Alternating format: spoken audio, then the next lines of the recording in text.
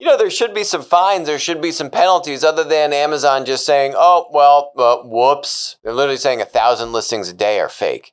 And they're notifying them and they don't do anything for a year and a half. So what are you going to do? Because they're the monopoly. Is it going to hurt Amazon's $1 trillion valuation? No, it's not going to do a darn thing to that. The Trump administration is going to crack down on counterfeit and pirated e-commerce goods. So they urge companies to do more to vet third-party sellers and increase self-policing efforts. Foreign sellers face little risk of prosecution, so strong U.S. government action is necessary to fundamentally realign incentive structures. So they want to identify counterfeit goods and seek all available statutory authorities. Basically, you want to be able to, for example, what's an example of this coming about? It might have been directly related to what we were covering last week with this poor guy, the CEO of PopSocket.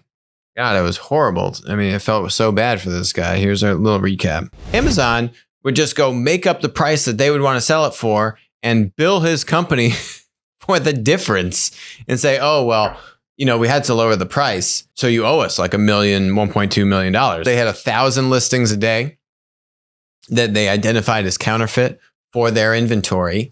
They weren't taking this stuff down for a year and a half. Yet, when Amazon's trying to figure out who your manufacturer is, they are real quick to say, hey, I need that purchase order to make sure that this inventory is legit. We showed the live clip here. We had enormous amounts of fake product. They were taking our sales, creating bad customer experiences. And of course, it was illegal. So illegal activity on behalf of those selling them. And when Amazon was the seller, Amazon was clearly engaged in this illegal activity. And multiple times, we discovered that Amazon itself had sourced counterfeit product and was selling it alongside our own product. So not only did Amazon not take down the counterfeit listings that they notified them about, but Amazon was sourcing counterfeit goods as a one-piece reseller and selling it as if it was legitimate PopSocket inventory, and it was fake. I mean, there should be some fines, there should be some penalties other than Amazon just saying, oh, well, whoops. And, we took the listings down now. It took them a year and a half to take down these counterfeit listings for the PopSocket. I mean, they're literally saying 1,000 listings a day are fake. And they're notifying them and they don't do anything for a year and a half. So what are you going to do? Because they're the monopoly. So again, this goes back to the same thing that we've been talking about, which is that platforms, they take advantage of the supplier, who is a customer, but they take advantage of the supplier, not the end consumer. The end consumer says, hey, you sold me a fake PopSocket.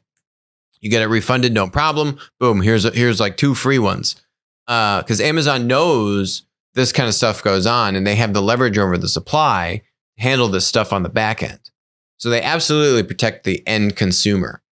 So anyway, we've been covering this and now it looks like it's a Trump administration. I mean, it's not even clear what department is rolling this out. It kind of looks like, this is the Department of Homeland Security is talking about this, and Peter Navarro, who's on the trade side.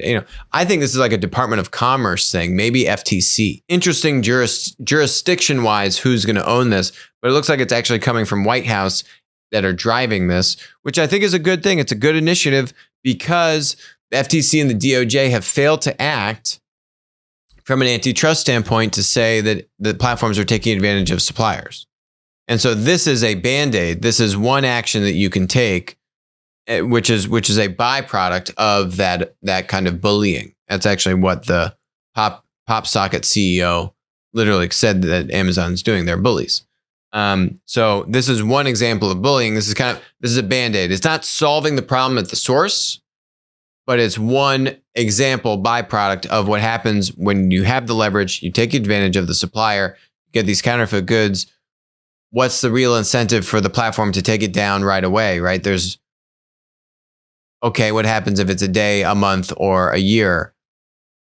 They're still going to get even if the manufacturer leaves the marketplace, they still get the inventory from the other distributors, or they source it directly, or they just get the counterfeit stuff and say it's the real thing. So, kind of like any way the marketplace wins and the manufacturer loses. So it's a small step in the right direction.